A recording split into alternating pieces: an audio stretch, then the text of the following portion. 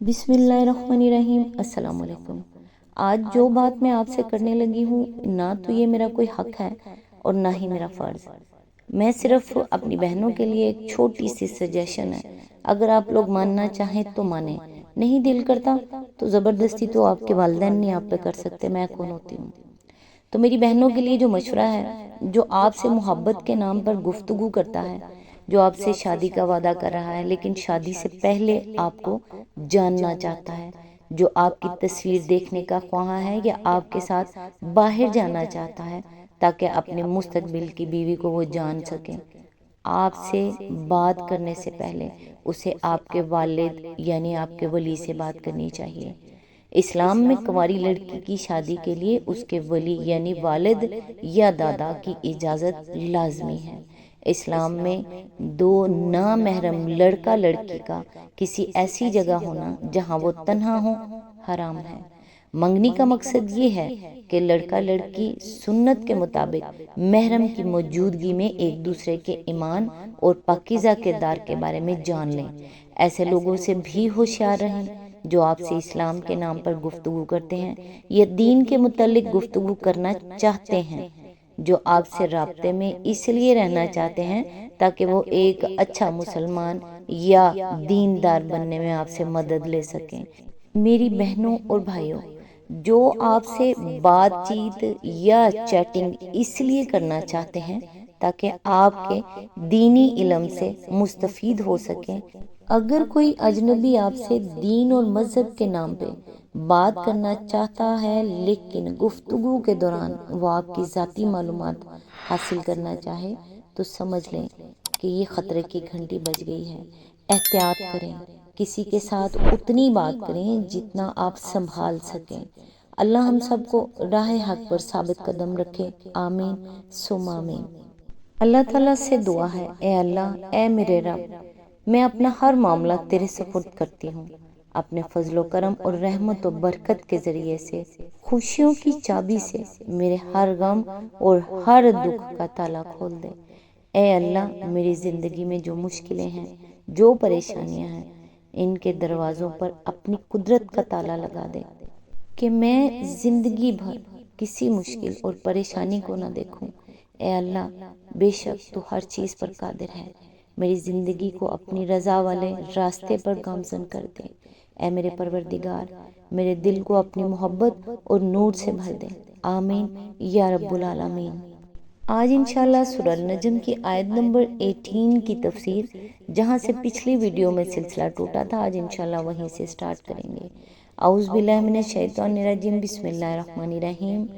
Number 2، حضرت عبداللہ بن مسعود کی روایات، بخاری کتاب التفسیر، مسلم کتاب الایمان اور ترمذی ابواب التفسیر میں زر بن حبیش کی روایت ہے کہ حضرت عبداللہ بن مسعود رضی اللہ نے فَكَانَ قَابَ قَوْسَيْنِ أَوْ أَدْنَىٰ کی تفسیر یہ بیان فرمائی کہ رسول اللہ صلی اللہ علیہ وآلہ وسلم نے جبرائیل علیہ السلام کو اس صورت میں دیکھا کہ ان کے 600 بازو تھے۔ مسلم کی دوسری روایات میں مَا كَذَبَ الْفُؤَادُ مَا رَأَىٰ اور لَقَدْ رَأَىٰ مِنْ آیَاتِ رَبِّهِ الْكُبْرىٰ کی بھی یہی تفسیر زر بن حبیش نے عبداللہ بن مسعود سے نقل کی ہے۔ مسند احمد میں ابن مسعود رضی اللہ کی یہ تفسیر زر بن حبیش کے علاوہ عبد الرحمن بن یزید اور ابو وائل کے واسطے سے بھی منقول ہوئی ہے، اور مزید برآں مسند احمد میں زر بن حبیش کی 2 روایتیں اور نقل ہوئی ہیں، جن میں حضرت عبداللہ بن مسعود وَلَقَدْ رَآهُ نَزْلَةً أُخْرَىٰ عِندَ سِدْرَةِ الْمُنتَهَىٰ کی تفسیر بیان کرتے ہوئے فرماتے ہیں، رسول اللہ صلی اللہ علیہ وآلہ وسلم نے فرمایا کہ میں نے جبرائیل علیہ السلام کو سدرۃ المنتہا کے پاس دیکھا، ان کے 600 بازو تھے۔ اسی مضمون کی روایات امام احمد نے شفیق بن سلمہ سے بھی نقل کی ہے، جس میں وہ کہتے ہیں کہ میں نے حضرت عبداللہ بن مسعود کی زبان سے یہ سنا کہ رسول اللہ صلی اللہ علیہ وآلہ وسلم نے خود یہ فرمایا تھا کہ میں نے جبرائیل علیہ السلام کو اس صورت میں سدرۃ المنتہا پر دیکھا تھا۔ نمبر 3، حضرت ابو ہریرہ سے عطا بن ابی رباح نے آیت لقد راہ نزلتن اخرى کا مطلب پوچھا تو انہوں نے جواب دیا کہ راہ جبرائیل علیہ السلام، حضور صلی اللہ علیہ وآلہ وسلم نے جبرائیل علیہ السلام کو دیکھا تھا۔ مسلم کتاب الایمان۔ نمبر 4، حضرت ابو ذر غفاری رضی اللہ سے عبداللہ بن شقیق کی 2 روایتیں امام مسلم نے کتاب الایمان میں نقل کی ہیں۔ ایک روایت میں وہ فرماتے ہیں کہ میں نے رسول اللہ صلی اللہ علیہ وآلہ وسلم سے پوچھا، کیا آپ نے اپنے رب کو دیکھا تھا؟ حضور صلی اللہ علیہ وآلہ وسلم نے جواب دیا، نور انا ارا۔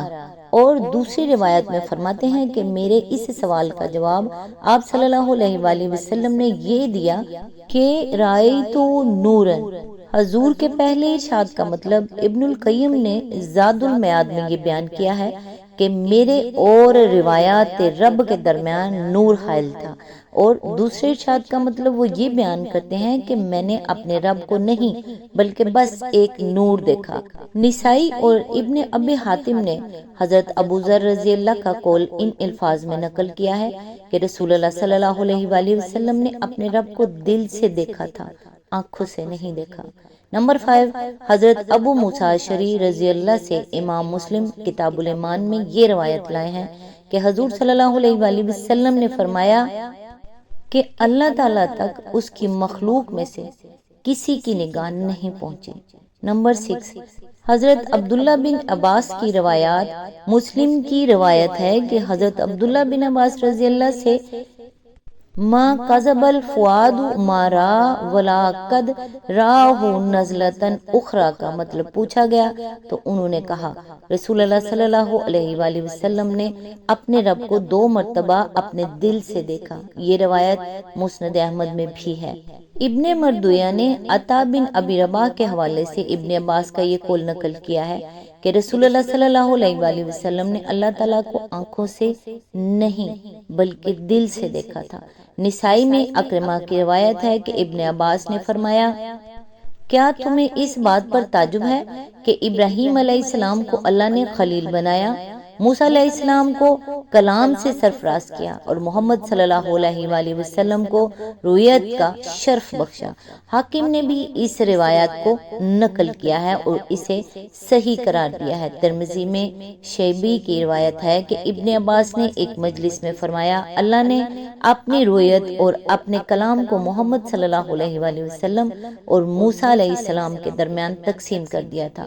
موسیٰ علیہ السلام سے اس نے 2 مرتبہ کلام کیا اور محمد صلی اللہ علیہ وآلہ وسلم نے 2 مرتبہ اس کو دیکھا۔ ابن عباس کی اسی گفتگو کو سن کر مسروق حضرت عائشہ رضی اللہ کے پاس گئے تھے اور ان سے پوچھا تھا، کیا محمد صلی اللہ علیہ وآلہ وسلم نے اپنے رب کو دیکھا تھا؟ انہوں نے فرمایا، تم نے وہ بات کہی ہے جسے سن کر میرے تو رونگٹے کھڑے ہو گئے۔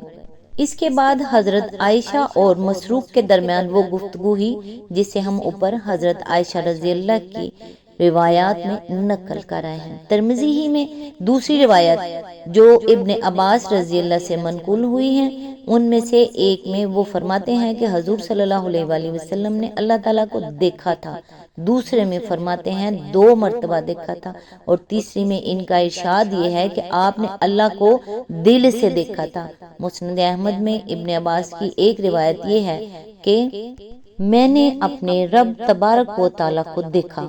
دوسری روایت میں وہ کہتے ہیں کہ رسول اللہ صلی اللہ علیہ وآلہ وسلم نے فرمایا، آج رات میرا رب بہترین صورت میں میرے پاس آیا۔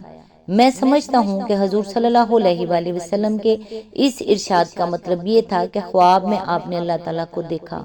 طبرانی اور ابن مردویہ نے ابن عباس سے ایک روایت یہ بھی نقل کی ہے کہ رسول اللہ صلی اللہ علیہ وآلہ وسلم نے اپنے رب کو 2 مرتبہ دیکھا، ایک مرتبہ آنکھوں سے اور دوسری مرتبہ دل سے۔ نمبر 7، محمد بن کعب بیان کرتے ہیں کہ رسول اللہ صلی اللہ علیہ وآلہ وسلم سے بعض صحابہ نے پوچھا، آپ نے اپنے رب کو دیکھا ہے؟ حضور صلی اللہ علیہ وآلہ وسلم نے جواب دیا، میں نے اس کو 2 مرتبہ اپنے دل سے دیکھا۔ ابن ابی حاتم۔ اس روایت کو ابن جریر نے ان الفاظ میں نقل کیا ہے کہ آپ نے فرمایا میں نے اس کو آنکھ سے نہیں بلکہ دل سے 2 مرتبہ دیکھا ہے۔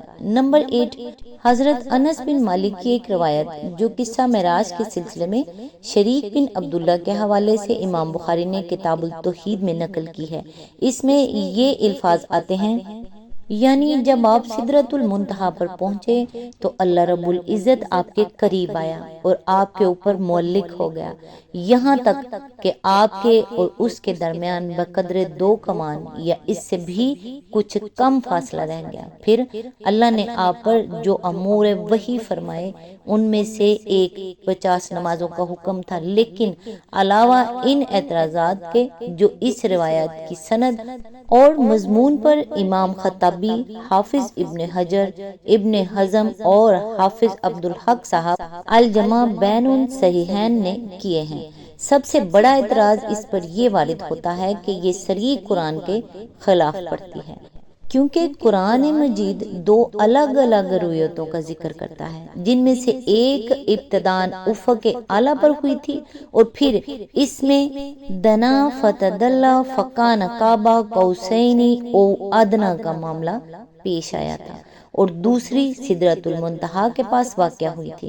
لیکن یہ روایت ان دونوں روایتوں کو خلط ملط کر کے ایک روایت بنا دیتی ہے، اس لیے قرآن مجید سے متعارض ہونے کی بنا پر اس کو تو کسی طرح قبول ہی نہیں کیا جا سکتا۔ اب رہی وہ دوسری روایات جو ہم نے اوپر نقل کی ہیں، تو ان میں سے سب سے زیادہ وزنی روایتیں وہ ہیں جو حضرت عبداللہ بن مسعود اور حضرت عائشہ سے منقول ہوئی ہیں، کیونکہ ان دونوں نے بلا اتفاق خود رسول اللہ صلی اللہ علیہ وآلہ وسلم کا یہ ارشاد بیان کیا ہے کہ ان دونوں مواقعوں پر آپ نے اللہ تعالیٰ کو نہیں بلکہ جبرائیل علیہ السلام کو دیکھا تھا، اور یہ روایات قرآن مجید کی تصریحات اور اشارات سے پوری طرح مطابقت رکھتی ہیں۔ مزید برآں ان کی تائید حضور صلی اللہ علیہ وآلہ وسلم کے ان ارشادات سے بھی ہوتی ہے جو حضرت ابوذر اور حضرت موسیٰ اشعری نے آپ سے نقل کی ہیں۔ اس کے برعکس حضرت عبداللہ بن عباس سے جو روایات کتب حدیث میں منقول ہوئی ہیں، ان میں سخت اضطراب پایا جاتا ہے۔ کسی میں وہ دونوں روایتوں کو عینی کہتے ہیں اور کسی میں دونوں کو قلبی قرار دیتے ہیں، کسی میں ایک کو عینی اور دوسری کو قلبی بتاتے ہیں، اور کسی میں عینی روایت کی صاف صاف نفی کر دیتے ہیں۔ ان میں سے کوئی روایت بھی ایسی نہیں ہے جس میں وہ رسول اللہ صلی اللہ علیہ وآلہ وسلم کا اپنا کوئی ارشاد نقل کر رہے ہوں، اور جہاں انہوں نے خود حضور صلی اللہ علیہ وآلہ وسلم کا ارشاد نقل کیا ہے، وہاں اول تو قرآن مجید کی بیان کردہ ان دونوں روایتوں میں سے کسی کا بھی ذکر نہیں ہے، اور مزید برآں ان کی ایک روایت کی تشریح دوسری روایت سے یہ معلوم ہوتی ہے کہ حضور نے کسی وقت بحالت بیداری نہیں بلکہ خواب میں اللہ تعالیٰ کو دیکھا تھا۔ اس لیے در حقیقت ان آیات کی تفسیر میں حضرت عبداللہ بن عباس سے منسوب روایت پر اعتماد نہیں کیا جا سکتا۔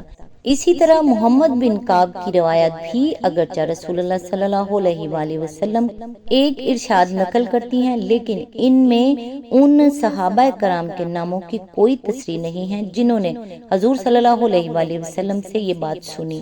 نیز ان میں سے ایک میں بتایا گیا ہے کہ حضور صلی اللہ علیہ وآلہ وسلم عینی رویت کی صاف صاف نفی فرما دی تھی۔ آج تک کے لیے بس اتنا ہی، نیکسٹ انشاءاللہ آیت نمبر 19 سے سٹارٹ کریں گے۔ تب تک کے لیے دعاؤں میں یاد رکھیے گا۔ اللہ حافظ۔